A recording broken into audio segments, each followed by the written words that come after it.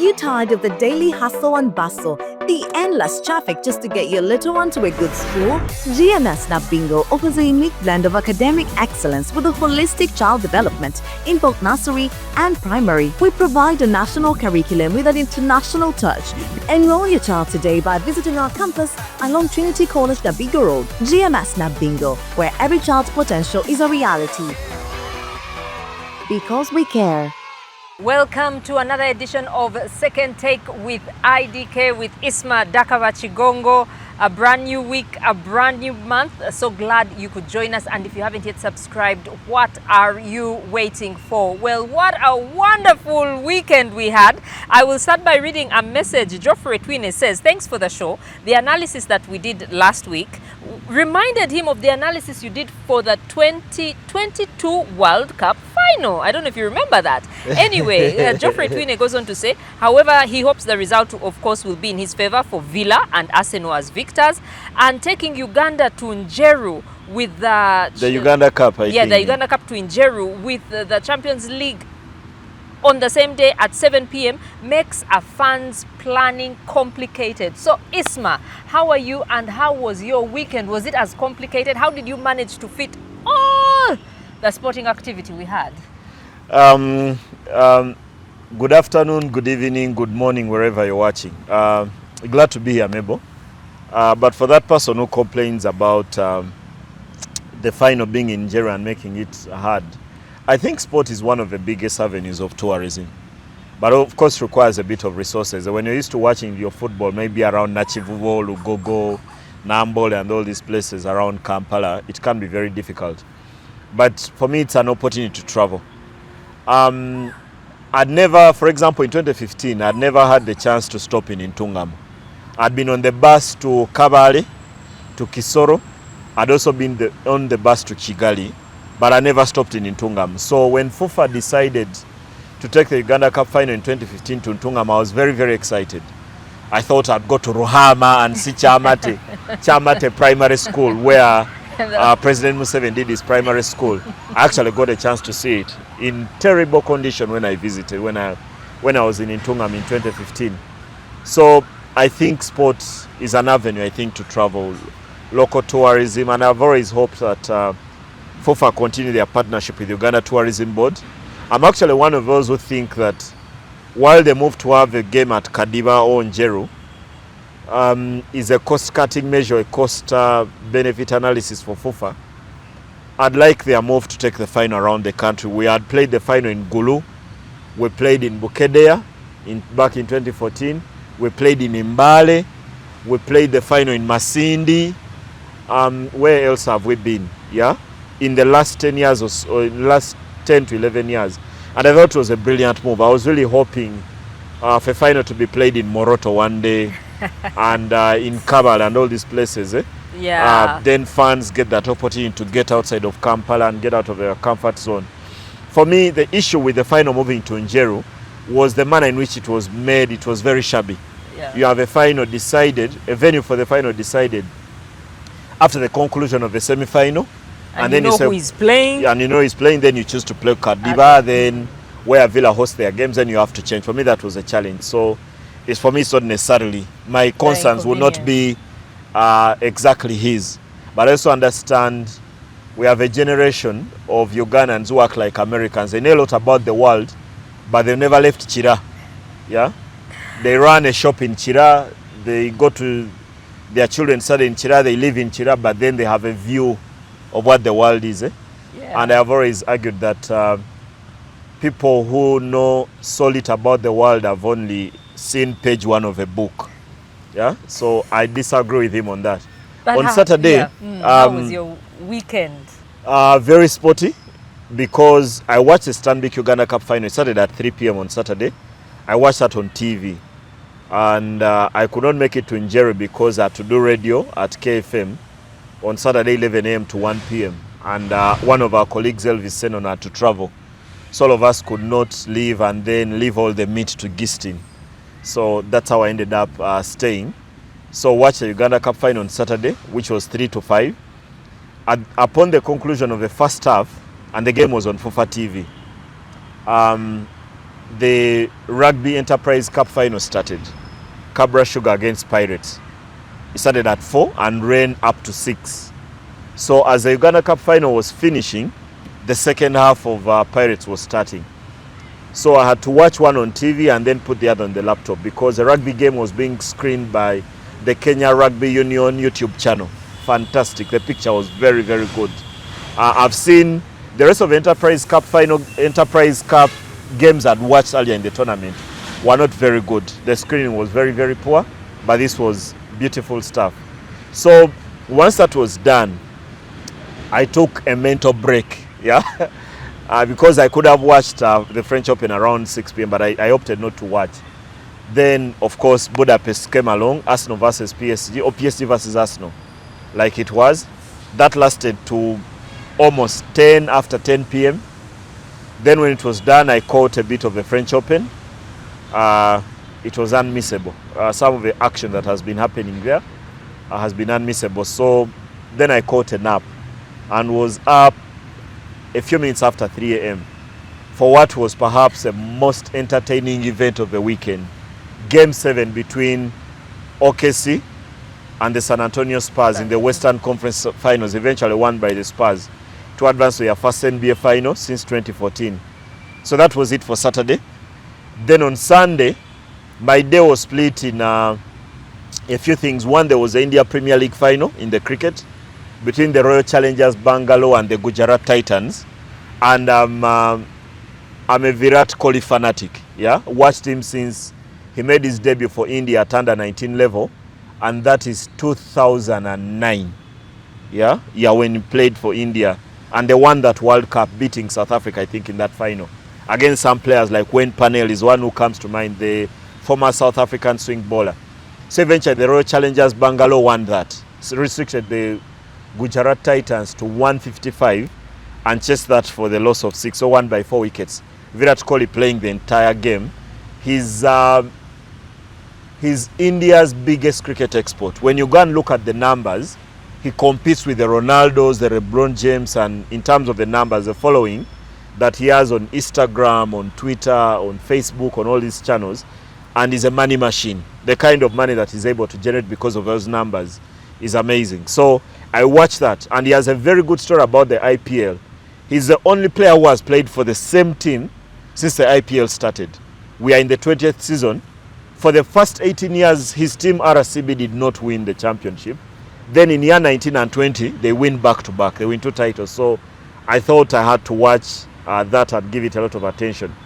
But during that time, I was also catching the final of the Basketball Africa League between RSSB Tigers and Petro Atletico of Angola. The game played in Kigali at the BK Arena. Eventually, the RSSB Tigers won that 90-88.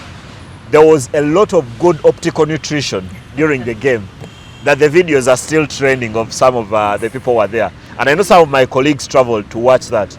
Emanzi India Muhacha, I think, was there, and Albert Ahabwe. And several others, Hudson too. My Obi from primary school, Iganga Boys, was also there for that final. Eventually, the home side winning just by the 2 points. The RSSB Tigers winning that.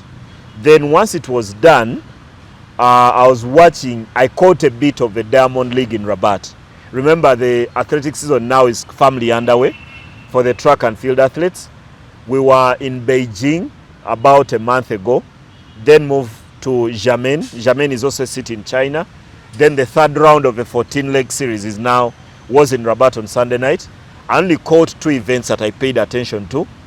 The 100-meter event for the women, which was won by Nina Clayton, the Jamaican girl, and also caught the 200-meter men's race.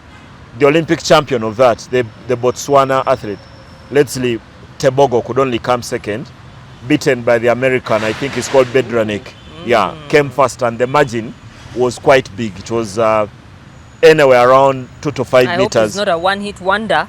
I hope not. When I watched them earlier this year, Botswana hosted the World Relay Championships, and both Tebogo and his team won gold in the 4x100 relay. So okay. I don't think it's a one-hit wonder. But it's also caused a revolution in Botswana because now there's so many Swane athletes. Yeah, I have my friend from Botswana. She's called Posha. Yeah, I'm going to ensure that she watches this because I've mentioned her it. shout out. Shout out. Yeah. Now there is quite a revolution. Yeah. I remember when they hosted World Rally Championships earlier this year. The stadium was packed to capacity. Yeah, that's how much people in Gaborone now are falling in love with athletics because of Tebogo. And then finally, on Sunday night away from the athletics, I spent a lot of time watching the French Open. I watched a bit of Alexander Zverev go through. Then I watched the new force of the game, João Fonseca. I watched that too as he won his game in straight sets. Then I also watched Alexander Zverev. I watched Andrei Rublev also was knocked out. And that also confirmed the fact that none of the former winners of the French Open is in, both for the women and men, because Iga Swiatek too was knocked out. The three-time French Open winner between 2002 and 2022 and 2024 was also knocked out. So it's a clean slate. Actually, when I was coming here, I was thinking maybe being 21 and older is a danger now. You are an endangered species at the French Open because the players are 19 and 20 and they've cleaned everyone. Yannick Sinner was knocked out earlier. Somewhere. Yeah, then Kwame somewhere. Yeah. Djokovic was knocked out. Then you look at the age. The boy who knocked out Rublev, I think is called Mensik. He's from Czech Republic. He's 20. João Fonseca is 19, the Brazilian, who has been the most famous of them. The power hitting with his forehand, my God. He seems like he's playing with two hands, but he's playing with a one-handed forehand, and the power that he's able to generate on the surface that is very slow. Roland Garros is amazing. Then there is another 19-year-old who's going to be playing, I think it's called Yoda.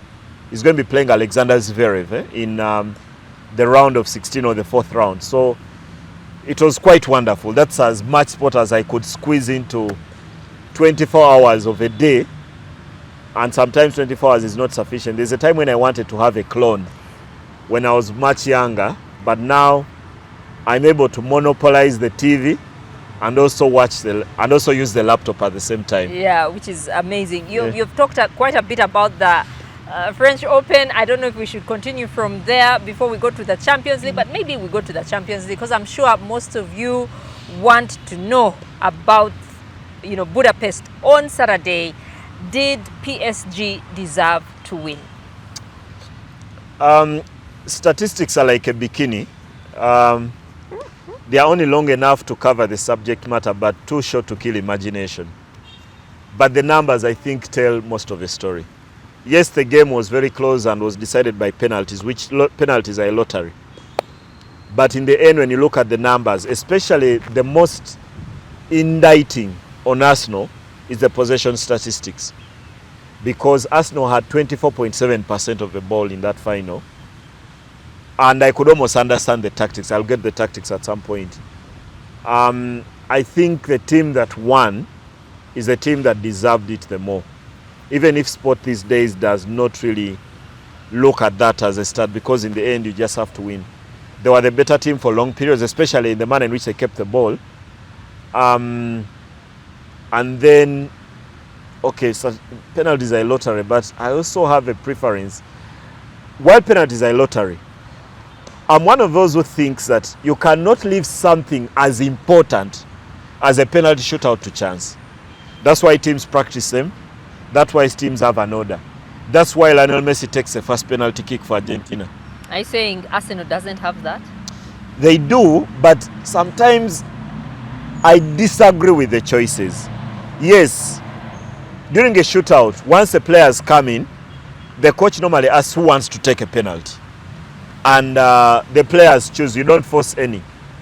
But I do not want it to entirely be decided by who wants to take. The coach should have a say. Yeah, I think coaches should have a say, and players maybe who are practice, because even in practice, while you practice a penalty, you do not practice the pressure, of the kick, because it's a lot different when you walk out of a training ground and now there's 60,000 screaming. Half of them are not on your side. So I'm one of those who thinks maybe Gabriel shouldn't take one. But I'm also being very picky. I'm being very picky because... Would you have thought of that before or after? Before, maybe we need to understand what was in the training. Because what Mikel Arteta said repeatedly after the game is that Gabriel asked to take the penalty, which is a good place to start. But had he practiced that? Okay, you could even practice and miss, yeah? The most famous penalty kick that was missed is 1994, Roberto Baggio. First choice penalty taker, potential Ballon d'Or winner that year because was doing amazing stuff for Inter Milan. Goes to take a penalty for Italy and misses it and skied it, and the ball is still traveling. 32 years later, that's how high Baggio hit that ball. But I'm one of those who always thinks there's got to be some detail. For me, a penalty shootout in a final is too important to be left to chance. Yeah? It's not something that, okay, Jeremiah take, Ismail take, Mebo take the next one. No. The order is important, but also the practice for me. But in the end, while the game came down to a shootout, I think the better team over the 120 minutes won the game. So let's talk about Arteta's tactics. In your opinion, this is second take. Did he get it wrong? I've seen a lot of criticism of those tactics. I've seen people who think they should have played on the front foot a bit more, offered a lot more in attack. But even if he had that in plan, the moment they got an early goal, as early as the 5th or 6th minute from Kai Havertz, it was going to be very, very difficult for Arteta to decide to play something different, not to retreat and be ultra defensive for him to get the result. And I said it on the show, the previous show that we did, that when you're going to a final, you cannot change much of what you've done very well throughout the season. And I think that's what Arteta was doing. Everyone has given him credit for the defensive work that they've done. That's why they've had 19 clean sheets in the league and 6 in the Champions League, and considered the least number of goals in Europe in the Champions League to get to the final, and one beaten. So it was going to be very difficult. And I thought for long space of that game, until that one moment when Kvaratskhelia commits and gets that foul off Christian Mosquera, PSG were going nowhere. Arsenal let them have the ball, especially João Neves and Vitinha, then close out the passing channels that would ordinarily get the ball to Desiree Doué and Kvaratskhelia on the wing. So while PSG had the ball, there was not much going into the wingers, where PSG are going to hurt you. So yes, once in a lifetime you get to play final, and this is Arsenal's first in 20 years. But if this got him there, then all of us would come here and say he's been vindicated. What if he opens up in that game and he's skinned? Because PSG have the ability to take any team to the cleaners when you open up. So we speak with a lot of hindsight, and I've seen criticism even from places as high as Paul Scholes, as Alex Ferguson, and many other people have criticized the tactics. But I think his best chance of winning the Champions League was playing the way he did. He tweaks that and decides to play in a different way. They lose the game. Yet there are things I do not agree with, or when Arteta sets up that way. I do not like the fact that you have arguably your best attacking player, Bukayo Saka. And for most of the night, we only saw him supporting the right back as a defender. And we never saw a situation where Bukayo Saka has an isolation situation to beat one defender and get onto goal. So there are things maybe that require tweaking, but he had to be defensive to make the game close. Because honestly, I look back and imagine, had he opted to open up, PSG would have taken him to the cleaners. The ref, the German gentleman, did he make the right calls? Because I know there was a slight handball Saka at the beginning of the game, and then towards the end, Madueke, I believe, was fouled. Did he make the right calls, you think? Don't the two decisions even out? Because they're both penalty calls. I've seen a lot of Arsenal fans who criticize the call on Madueke. Soccer handball. And they forget that one. But even if I wouldn't want the soccer handball to be given. But remember, I've been on this show and argued. Explained the distance. The body to hand. And how Europe decides on that. From what we've seen most of this season, in Europe, in the Champions League, and I'm going to be very specific with the Champions League, yes, that's a penalty. The one that Saka hits the ball and strikes his hand, that's a penalty. However, I disagree with it because when I watch a Premier League and the distance between the body and the rest of the body and the hand is very thin, because what Saka did in Uganda, bachitachi kuba ampare, when you try to strike the ball and don't catch it, then the ball rises onto your hand. In Europe, that's been a penalty all season. Now the ref decided that consider this is a final, let's go with conventional wisdom, and then he decides not to give it. The Madueke decision, and for me those were the two key ones, I think both are polling. I think both the defender and Madueke are polling. They are holding each other's arms and they are interlocked. So I've seen many Arsenal fans who argue that should have been a penalty, including Thierry Henry. I watched him say that should be a penalty. I think it's not.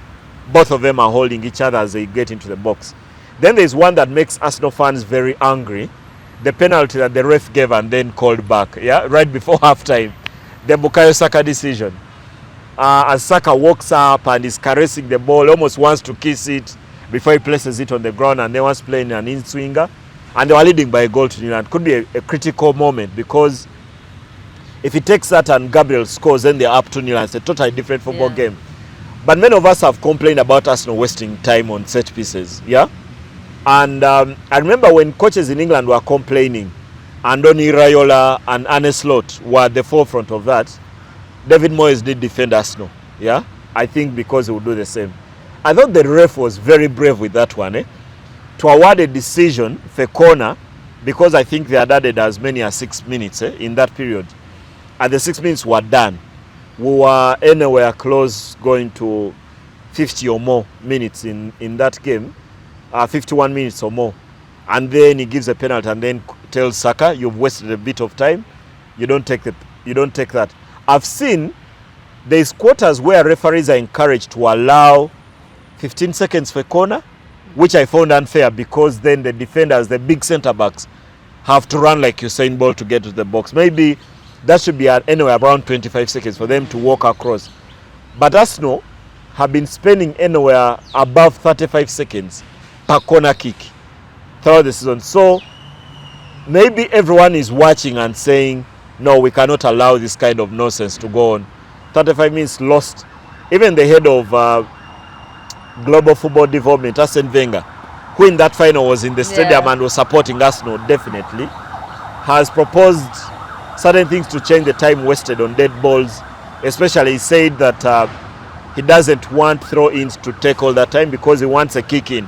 When the ball goes out, let's start like basketball does. The nearest player kick the ball in and then we start. So I thought also that call was a bit brave from the referee, and maybe the right call.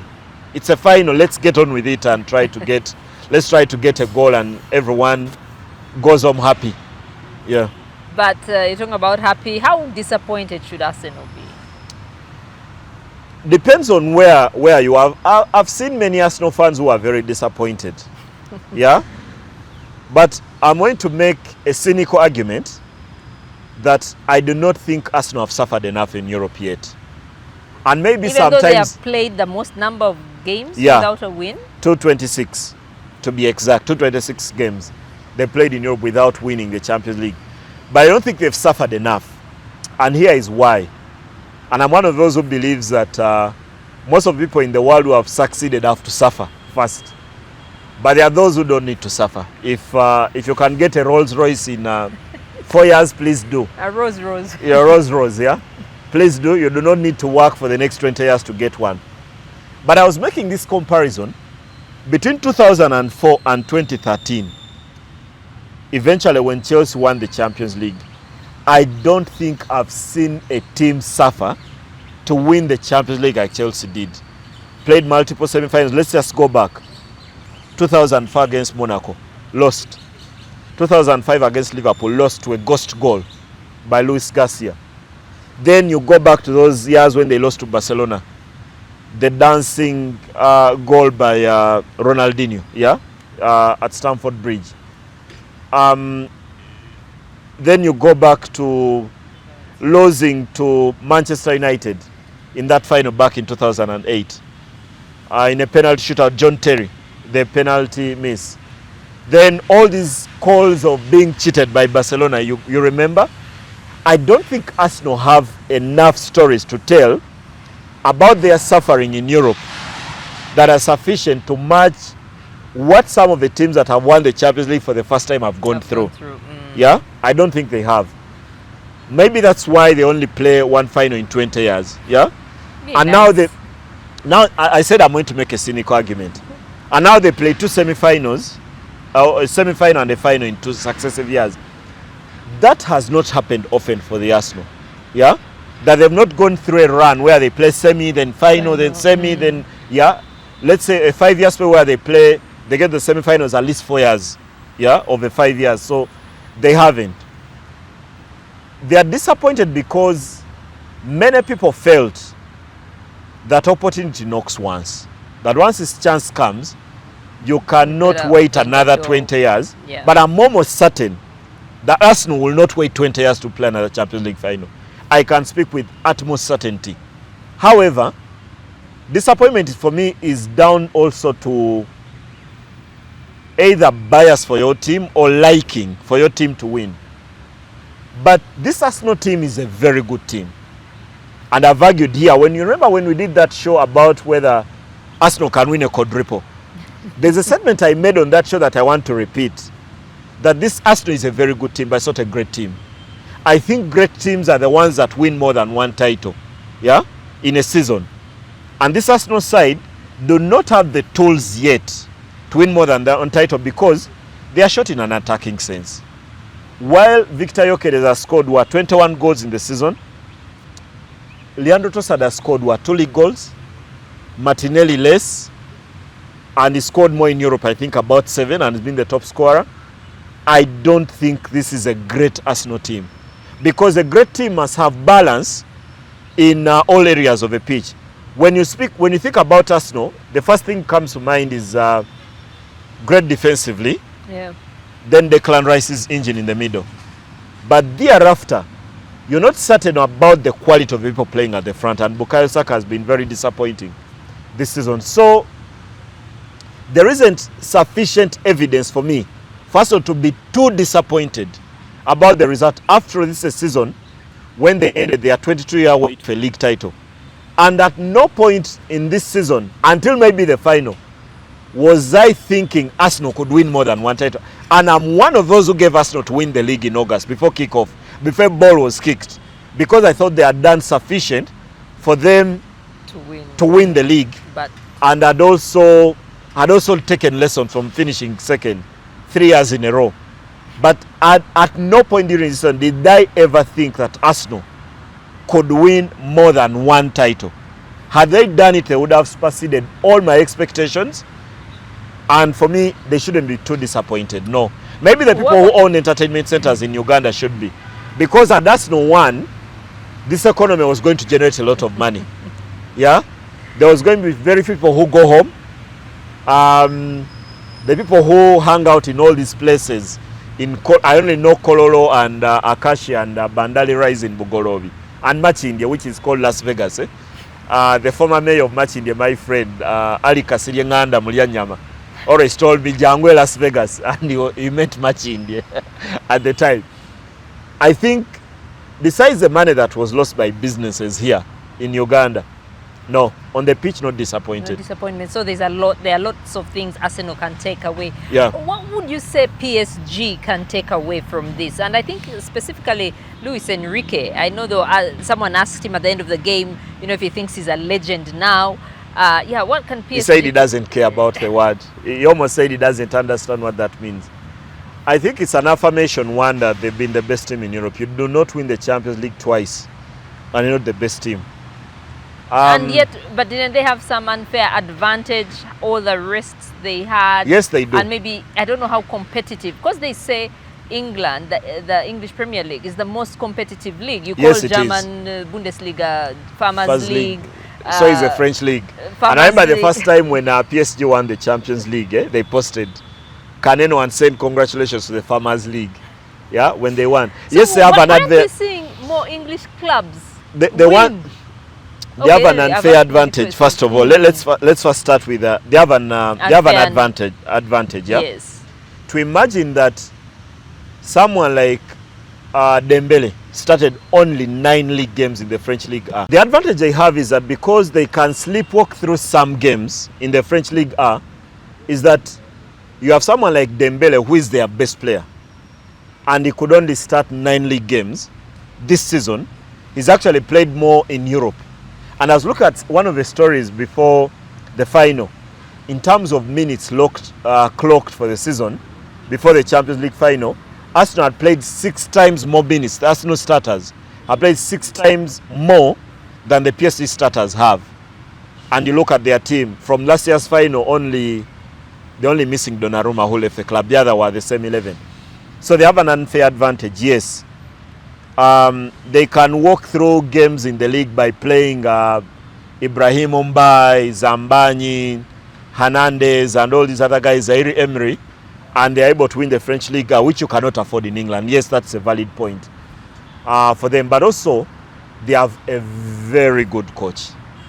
For me, the affirmation, I've already said that at the top of the pyramid in football, there is no one more important than the coach. And Luis Enrique walks into this club. They were very hungry for the title. They had failed. They had brought in the stars, Mbappe, Messi, Neymar. They had failed with those. And they had decided that now Edinson Cavani before that, because they had Cavani in the era when they had just got the money. Then he said, we are going to build a team, and brings players who are going to be what he wants in a team. I think for me, that is the biggest takeaway. I think the biggest lesson you can learn from PSG is how to build a team. Luis Enrique has been very deliberate. I think even the people who run the club, the owners, are very deliberate and have backed Enrique on every decision. Remember when 2 years ago when Kylian Mbappe decided to walk out, the things that he said were actually sounded derogatory on Mbappe, because he said, we are now a player, less a player who wants to control only the things around him. Yeah? And now that he's gone, I can control everything around the pitch. And he actually promised that we will be a better team without Mbappe. And at the time, it sounded very rude because you're losing a player. Mbappe is PSG's record scorer and did not even start his career there because he came from Monaco. To imagine the numbers he was putting up in the league, over 40, and for him to say that will be a better team, with hindsight, now he meant attitude. It. Yeah, and now they're a better team without him. So I think the biggest takeaway for me is for Luis Enrique, now a 3-time Champions League winner. Yeah. Only Carlo Ancelotti has won more. Yeah, and Ancelotti has won 5 with Madrid and Milan and all. And there's several coaches on 3. There's Zidane, there's Bob Paisley, and there's of course Pep Guardiola, the legend that is Pep Guardiola. The bigger motivation for me, and I could imagine the fire in Enrique's belly, is to go 3-3, to do it 3 in a row. So he's going to stay with PSG. He said he's going to stay. Okay. Yeah, because his contract runs out at the end of next season. I think he's going to maybe give them another 2 years after that and tries to go 3 in a row. But there's something you mentioned about England. Something that Mourinho mentioned in 2004. I think what the English Premier League can do, they've got to help their Champions League teams, especially in the second half of the season. Yes, they'll get through the group stages because of the quality and the depth of their squads and the coaches that they have. But thereafter, between February and May, they play way too much football compared to the rest of Europe. So they could help their teams when they are playing in Europe that get to the knockout stage and schedule their games on a Friday, on a Saturday, when they have a game on Wednesday. Those small things that Bayern Munich and PSG are benefiting from in Germany and France, I don't think they would hurt England too much. They've got to look at that scheduling. But Ferguson did say many years ago when he thought this should have been done, when he said the moment English football sold its soul to television, they lost the right to even fight evil. Yeah? because he thinks TV scheduling is evil. It's possible for a team like United or City or Liverpool or Chelsea or Arsenal to play the late kickoff on Sunday at 7:30 p.m. then play on Wednesday in Europe, and that's for me is very unfair. Yet they could have played on Friday when there wasn't a game that was scheduled. So maybe they need to reach a compromise. If they want to perform well in Europe, the Premier League and the television companies have to sit on the table and decide. But what interest would a TV like Sky have in helping teams in Europe, yet Sky do not have rights to show the Champions League? Their concentration is the Premier League, which is the money-making machine, where they are paying £13 million per game in England. So what interest would they have to help teams in Europe, which has been sold to Amazon and Disney and all these other companies? So I don't know whether the companies can then come together, television companies, and reach an agreement on where they could balance. Because, for example, I was in the UK several years ago, and the two channels that were showing sport, BT Sport and Sky, had reached an agreement where they would share their sports channels. Where one channel has 6 football games in England in the Premier League on a weekend and the other has 4, and they would share their content, even with the rugby, even with the golf and all these other things and cricket. And that was happening for only the sporting channels. So I don't know whether they find it beneficial to them to do the scheduling, considering that a team like Arsenal would only benefit from that in Europe by playing their game in England earlier than usual. Okay. Well, and finally, what would you take away as Isma? What one point stood out for you? What one thing would you say about this 2026 Champions League final? I've watched many entertaining games. This was boring. Not because there weren't goals, but it wasn't even Beauty and the Beast, because one would argue that PSG were playing the attacking football, but even they were short of ideas. While Arsenal was sitting deep, and it can be very difficult to break the low block, I do not think even PSG had ideas on what to do. I did not see Desiree Doué and Kvaratskhelia go at that backline. I think the first thing that comes to mind, that was a very boring final. Nsubuga Joseph here says, Mr. Ismail, so if Arsenal over-control the game, then it becomes boring. Because they can be very slow with possession. I think teams that are entertaining with the ball are the ones that can move and recycle the ball very quickly. And PSG have that a bit. And I know that comment, I think, came before we did, when you watched the previous show. Because I said entertainment could only come if PSG have a lot of the ball. Now they did, and I could swallow a bit of my vomit because the game was very boring while PSG had the ball. That's the first thing that I can remember. It was almost as boring as Euro 2016. You remember that? Was that 2016 or 2020? The one that Portugal won, where Portugal drew everything, including the final, and then Eder comes off the bench and scores the winner. His only goal, by the way, for Portugal. The former West Ham striker, the only goal he ever scored for Portugal. And I think he had 16 appearances, and that goal won them the Euros. I've not watched a tournament that boring. Remember the Iceland and all, everyone was talking about the Icelandic fans and how they made the stands and the color that they brought to the tournament. This game, but for me, perhaps cements the CV of Luis Enrique. I've been a fan. I stated that when I first watched him for Barcelona many years ago as a player, and then when he's coming to coaching, maybe that for me is the biggest takeaway. Okay. Now talking about managers, Arne Slot, your friend, we'll see if that was, you let us know if that was the right call. But there's a question here. Mbabazi Koni is asking, Bradley Bakola and Yan Diomande, speculation linking either of them to Liverpool. Who do you think would be beneficial to the team and why, especially with the rumors of this new coach? Andoni Iraola. Where do we start? Let's start with, let me respond to that easily. Bakola and Diomande, neither would be good signing for Liverpool. I think Bakola reached a point of saturation. When he first broke through as a youngster, and I'd watched him play for France at under 20 level, he's not kicked on. He's now a basic player, comfortable to come off a bench, does not seem to have the character and appetite for the game. Yeah, because Liverpool now need to sign someone who walks there and wants to be better than Salah, or at least be half as good as Salah. And I don't think Bakola has that potential. Diomande, I've not watched enough of him, but even in the highlights, I'm not too mightily pleased by what he's able to do. But Liverpool have a bigger crisis to sort before even they sign anyone. Arne Slot is gone. 7 months late for me. He should have left by November. I was very critical of him, even when Liverpool was winning last season. I found his football to lack a clear identity of what the club was going to do.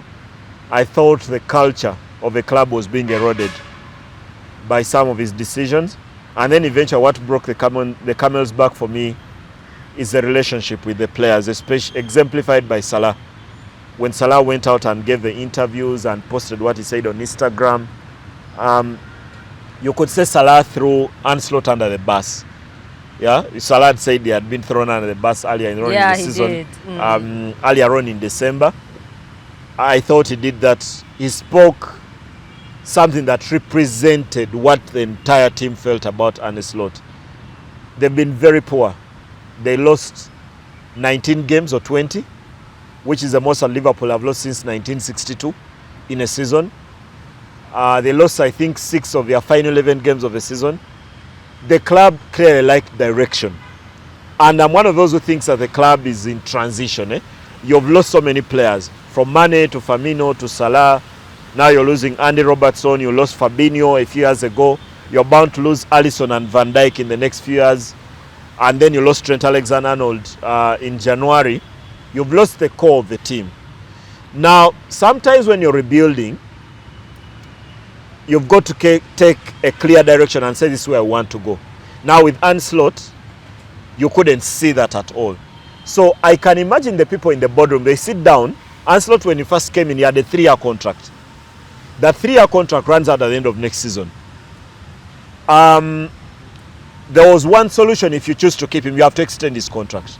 Because players are not going to walk into the club. The players they are going to sign with a player who has 1 year trial on his contract. So Liverpool decide, we forfeit having to pay him £6.6 million in salary for the next 1 year, and get rid of him and then start the rebuilding again.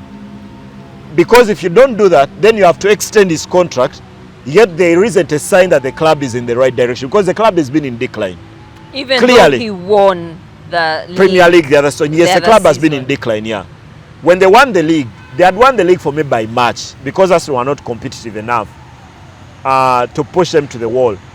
But right from that game against PSG in February of the other season, the club started to show signs of strain. The football was eroded. They were not playing well at all. It seemed a bit like a club on the edge. So you have to give him a 3-year extension. Then you have to sack him during next season. Because there wasn't a sign for me that Liverpool would walk in next season and then start to turn it around. It looked like they are going to walk into another season and then start poorly. Then you get to October, November and have to sack the coach, and then you get into that kind of crisis. So rather sack him now and compensate his final year and bring in someone and start the rebuilding process again. So all the media in the UK are saying Andoni Iraola is going to take the job.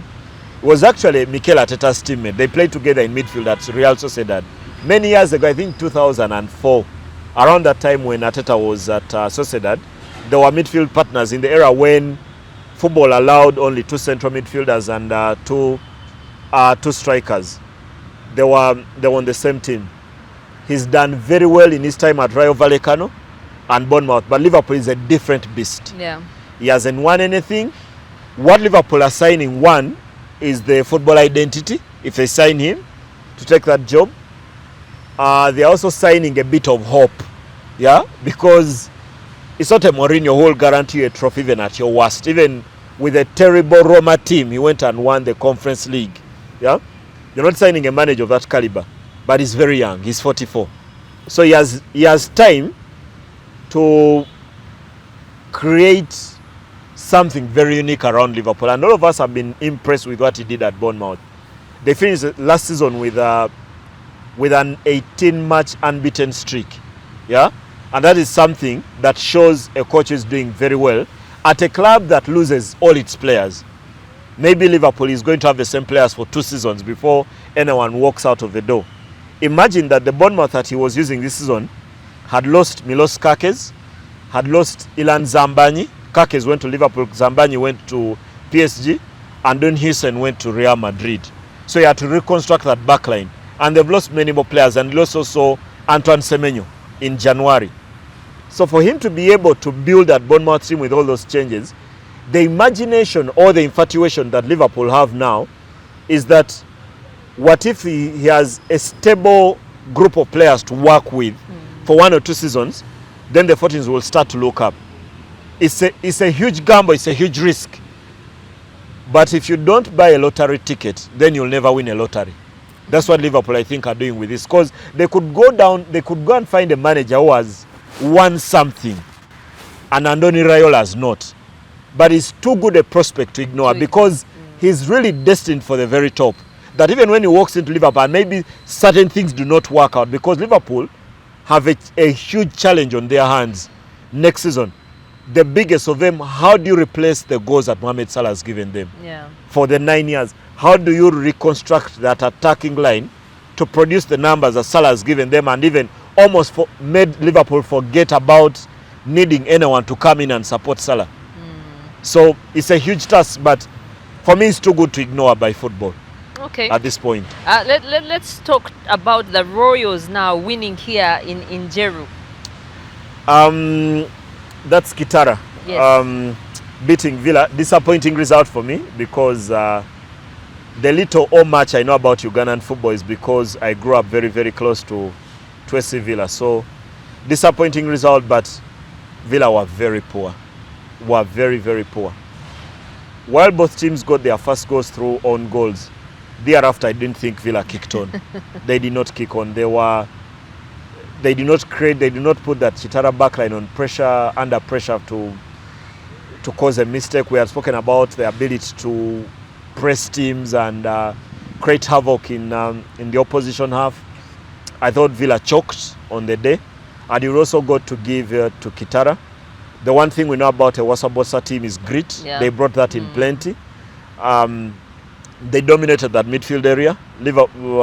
Villa could not find any space in the central axis, and eventually, by the time they were beaten, you would say Kitara, deserved champions. And they had a fairly good number of fans who had traveled from Hoima, and I know that's not a very small journey. You would know as much, more than I do, that a journey from Hoima to Njeru. Njeru, yeah, you have to come through Kampala. And it could be anywhere close to 6 hours on the road, anywhere above 5 hours, and there were quite a number, and the reward for that is the victory that they got. So a huge result for Wasabosa, formerly a Uganda Cup winner as a player with Express.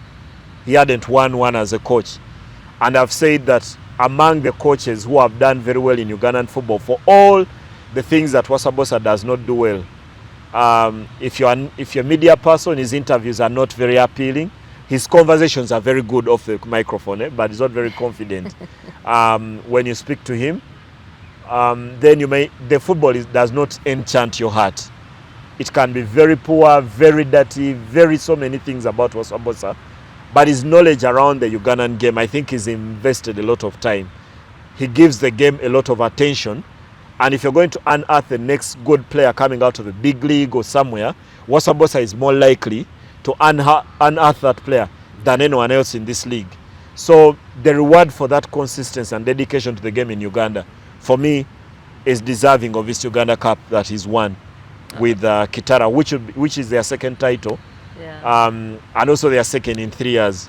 Which is amazing. Amazing for an up-country side. In terms of a league, there hasn't been an up-country side that has won the league since 1991, when Nile did it from Jinja. But Kitara have come very close, 3 seasons in a row. And for that, they've added two Uganda Cup titles. Maybe this is the kind of springboard that they deserve for them to make the next step and win the league. Okay. You talked about those who traveled from Hoima being rewarded. What about the Ugandans who traveled, took a night bus on Friday to go to Kenya to watch the Enterprise Cup? Very painful. That journey is very easy when you've won. It's very painful when you lost. And if you were an Arsenal supporter as well, yeah, it was because double. when you're told that a bus ride to Nairobi will last 10 or 12 hours, you're being lied to. It takes about 14 hours. Yeah, and there's the time at the border. Yeah, the time at the border too, but it's trainers. Yeah, on the body to take that.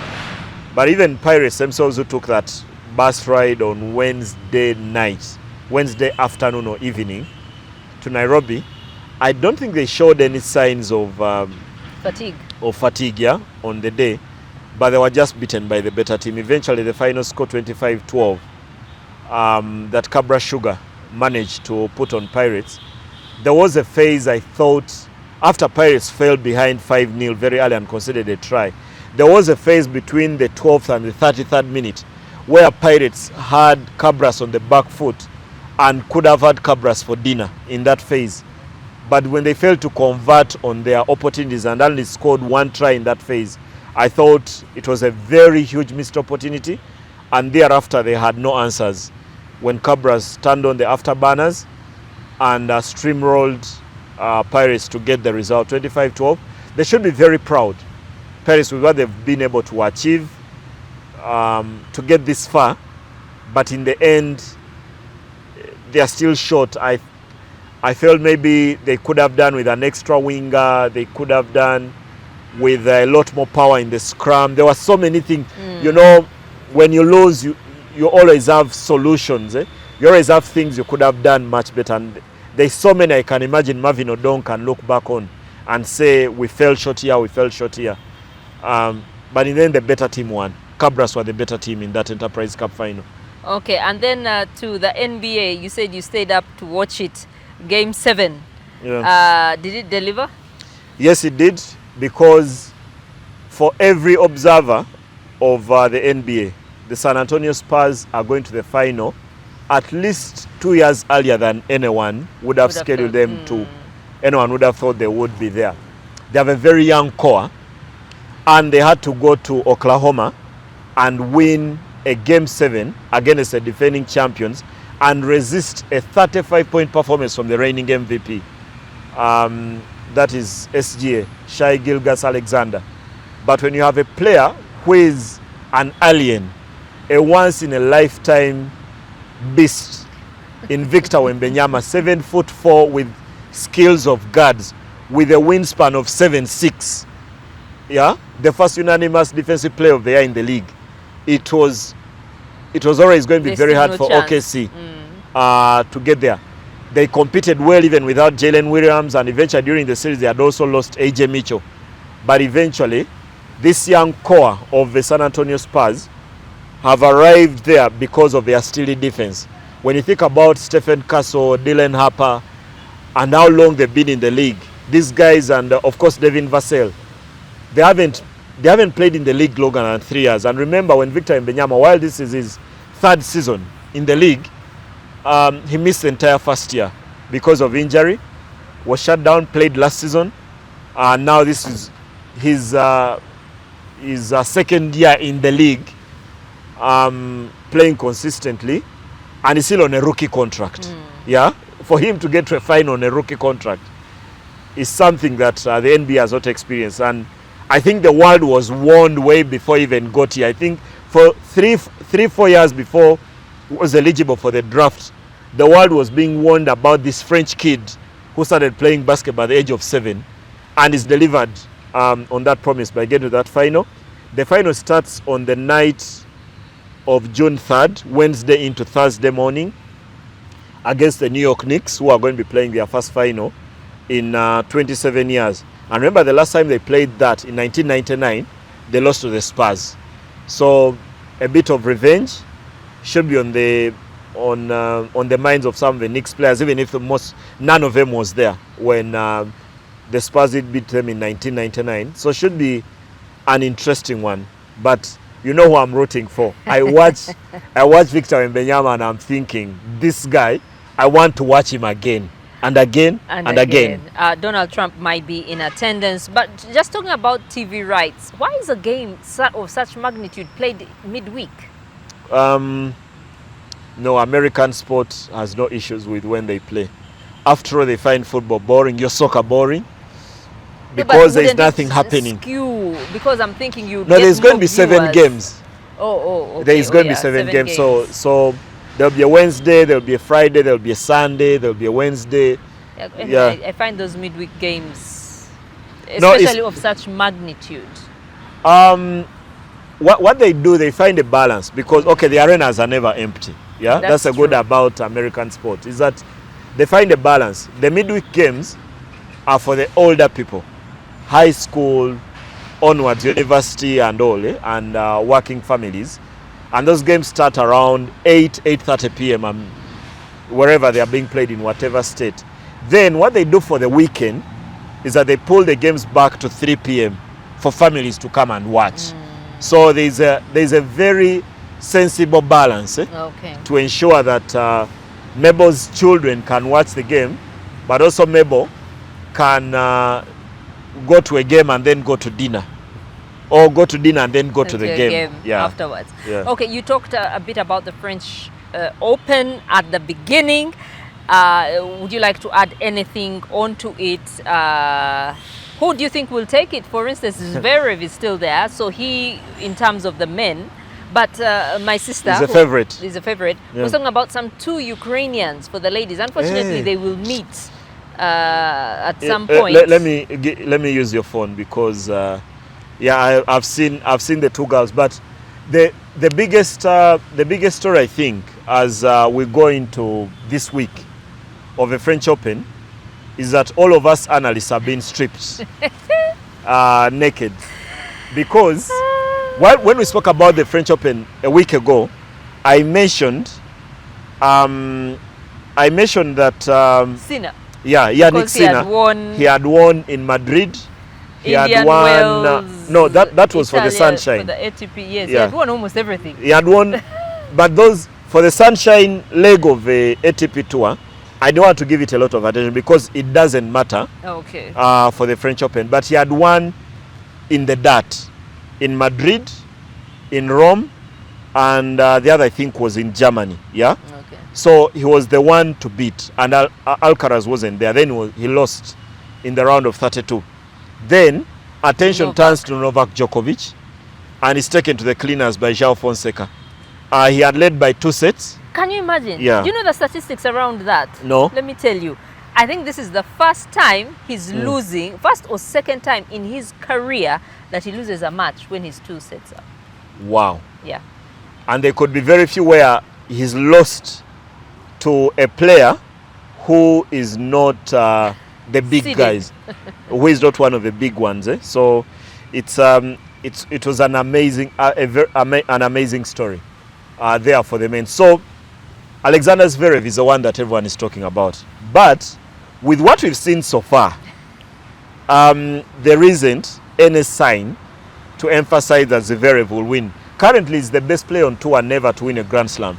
The kind of title that you don't want, but I know someone also in golf who has won. Colin Montgomery, I think the best golfer never to win a major. So in this case, Alexander Zverev has a big opportunity to get that monkey off his back. He has a quarterfinal against a 19-year-old Spaniard who is seeded 27. I think he's called Rajon Yonda. He's seeded 27th. I do not have enough evidence. I do not want to predict on anyone winning the French Open because of the manner in which it's going so far. But the 2 Ukrainian girls we talk about in the quarters, there is Elena Svitolina, and then the other one is Kostyuk. Kostyuk is seeded 15th, and Svitolina is seeded 7th. But there is no former winner, and we are only in the round of 16. So to imagine. That's why I said you're an endangered species if you're 21 at this tournament. Just look at it. Some of the players that I've watched, Rafael Yoda, yeah, that's the name, is 19. João Fonseca is 19. Then Jakub Mensik is 20. And these are the players that everyone is looking out for. On Sunday night when I was watching João Fonseca beat Casper Ruud, the Canadian,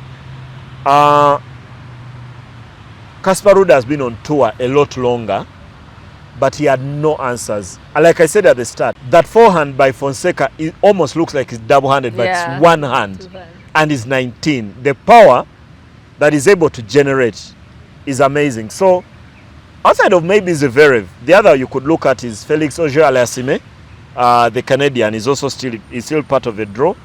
But this looks for me like a tournament that will be won by one of these underdogs. The biggest certainty is that we are going to get a new winner for the French Open. None of these guys has won it before. Men and women. Men and women. Yeah, they are going to be two first-time winners. Is that something you relish as a journalist? Yeah, you always. I think always when you're watching sport, you're looking out for the next big star. Remember, I've been with you for a very long time. Remember when I came and told you a story of the kid I'd watched on the ATP tour, Yannick Sinner? Yeah, you're looking out for the next big star. Now, when you see that kid come through, and one of the stories I take a lot of pride in, and this is where maybe we should finish. It's a story that is 2-in-1. There used to be a program on WBS, yeah, the defunct WBS television. It used to be called FIFA Football Mondial. It was also screened, I think, on UTV. So in 2001, 4 years before Lionel Messi made his debut for Barcelona, FIFA Football Mondial did a story about the future of football. And they went and showed this tiny kid going round age mates in the La Masia. It seemed unreal. It was he was the tiniest on the pitch. Yeah. So we're always looking out for the other. Is the first time I watched Cesc Fabregas, 2003 at the Under-17 World Cup. Yeah, he was by far the best player in the tournament. Spain did lose the final to Brazil. I could argue the Brazilian players looked older. Yeah, it was an Under-17 World Cup. But thereafter, I knew I'd seen something special. He actually had a lot of hair on him at the time, and it's just a hard Francesc. And sometimes that's what, when you're watching sport, that's what you're looking out for. The next the next big star. And perhaps that's what we should do a lot more with the football. After this Messi Ronaldo chaos that we've endured for 15 plus years, everyone should be looking out for the next. Yeah, and that player should be around 17 to 19 or 20. Yeah, the same way people look at Lamine Yamal now. Okay, as we conclude, Fufa have called for an AGM. What's on the agenda and why should we be concerned? When the story first came out, the letter written by the CEO, Edgar Watson, that FIFA is calling an extraordinary AGM, that an extraordinary meeting, not AGM. AGM would mean annual. Sorry. Extraordinary general meeting that will happen on June 4th. I read the letter and I was looking out for the venue. Yeah. Then they say it will be virtual. Yeah, it will be online. So I won't get a link because I'm not a member of the assembly. Then there were rumors that Moses Mago, the former president, is going to resign in that extraordinary general meeting. But that's not the story. He's not going to resign currently, and he said that they have work to do and all these kind of things. But a day is a very long time in politics. Yes. Yeah, one day you're here and the next you're here. Many of us never knew even who owned the houses. Now we know. Yeah, we've driven past, we've gone by on a border or walking. That's how long a day can be in politics. But at this extraordinary meeting, FIFA are going to amend their statutes to align with the National Council Sports Act that was passed in 2023. Part of it is shifting the power from the executive of FIFA to the General Assembly, to the delegates, because that's what FIFA has been. And the law that was passed, which was backed by Moses Magogo, says something totally different. So that's what is going to change. If you're very excited about what's going to happen at the meeting, please don't be. Unless between now and Thursday, like I say, a day is a very long time in football. It's even a much longer time in politics. Politics, yeah. Maybe something will change over the next few days. Well, hopefully we won't change here on Second Take with IDK. If you haven't yet subscribed, what are you waiting for? The opinions have been many, fast, and they still continue to come. We will see you next time. Goodbye. Are you tired of the daily hustle and bustle, the endless traffic just to get your little one to a good school? GMS Bingo offers a unique blend of academic excellence with a holistic child development in both nursery and primary. We provide a national curriculum with an international touch. Enroll your child today by visiting our campus along Trinity College Nabingo Road. GMS Bingo, where every child's potential is a reality. Because we care.